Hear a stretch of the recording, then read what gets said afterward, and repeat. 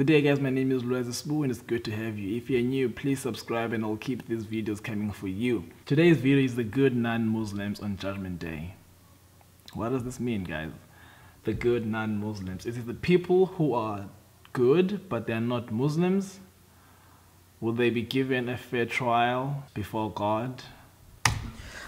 This is a question that springs to the minds of many people.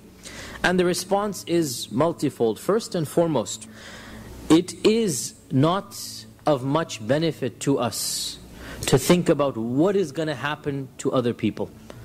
And to concentrate too much on this is actually problematic for us. We leave their affairs to Allah. That's the general rule. And the general rule as well is ask questions that are of benefit to us. And this is, we derive it from the Prophet ﷺ's hadith, that my ummah shall remain in good until they start asking about the children of the idol worshippers. It's interesting, vague hadith.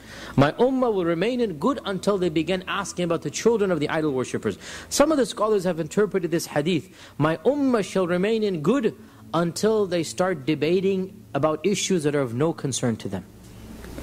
I mean, what difference does it make to us what is going to happen? Allah is the most knowledgeable, Allah is the most merciful, Allah is the most wise, Allah is the most just. Let's leave it at that.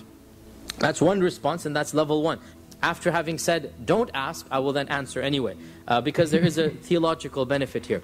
Scholars have differed greatly over this issue, and the bottom line is that people who had access to the teachings of Islam or knew monotheism but did not avail themselves to that knowledge, they will not have an excuse in the eyes of Allah.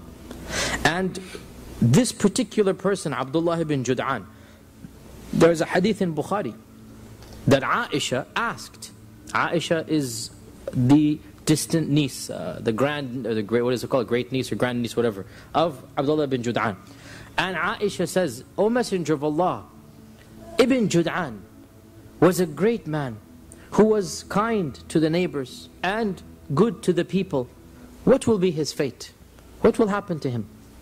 So the Prophet ﷺ said, he is going to the fire. So Aisha says, why?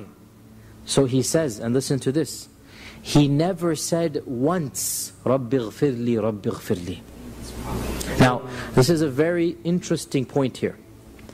In our times, people consider piety and righteousness to be only being good to others. If you're good to other people, khalas, that's all we need from you. You will go to heaven. If you open up an orphanage in Calcutta, khalas, you will become world famous. Doesn't care what you believe, doesn't care if you think God has a son, this becomes irrelevant, right? If you open up a hospital, if you're smiling to everybody, oh, he was a good and loving man. In this hadith we learn, no, that's all fine and dandy, yes, but there's an element that you need to do as well, and that is even more important than being good to others, and that is believing in the one who created you, and worshipping the one who created you. In the end of the day, being good to people is good, but worshipping Allah is better and more important. Of what use is it to be good to mankind when you deny the one who gave you the greatest good, and that is Allah? And so this person, Ibn Jud'an, never once did he say, Rabbi ghfirli, Rabbi ghfirli. He lived a life carefree of religion. He didn't have any religiosity. And so, it's a very simple question. Why should Allah forgive somebody who never asked for forgiveness? Why should Allah reward somebody who never did anything for His sake? Very logical question, right? Why should Allah reward somebody? In our times, the verdict of piety is based completely on how good you are to others. In Islam, the verdict of piety is based on two things: what you believe and how good you are. إِنَّ الَّذِينَ آمَنُوا وَعَمِلُوا الصَّالِحَاتِ. Both go together. You need to have the proper belief and do it for Allah, and then you need to have good amal that follows along with that. If you have one without the other, it is of no use. It is of no use. And we say this very clearly as well. Just because somebody says they're a Muslim doesn't mean anything. does not mean anything. And we believe as Muslims that no human being has the right to say, you're going to Jannah and you're going to hell. No. You don't say this of anybody unless Allah has said it. So we say Abu Bakr is going to Jannah, Iblis is going to hell. I can say this because Allah told me. We say Umar is going to Jannah, Fir'aun is going to hell. We say this because Allah has told me. Otherwise, we don't say of any person, even the greatest scholars, Imam Abu Hanifa, Imam Shafi'i, Imam Malik, we say, we hope they're going to Jannah. Insha'Allah, they're going to Jannah. But we don't say categorically. And the same applies for the worst people on earth. We don't mention names and say, so-and-so is going to hell. We don't say this. Why? Because who am I? Who am I? We leave it to Allah subhanahu wa ta'ala, but we speak in generalities. Whoever believes in Allah and does righteousness will go to paradise. This is generalities. And I hope to be amongst them. And whoever rejects Allah or does not act in righteousness will go to the fire of hell. And I seek refuge in Allah from being amongst them. And this is something we're very clear about. Our religion is a religion where you need to have the proper belief and the proper action.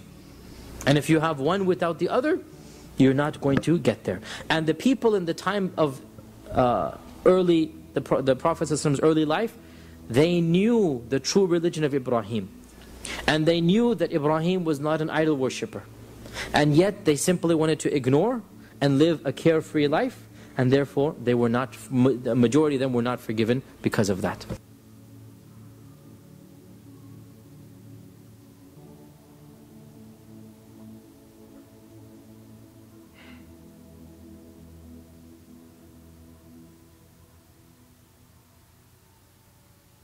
That was straightforward, guys. Worship your creator, man. I've picked up a lot of things from the video. It was very good. I'll leave the link down below, guys, to make sure you go check out the video and watch it again if you have to. With that being said, guys, I'm very grateful that you are watching this video. Until next time, guys, don't forget to subscribe. Peace.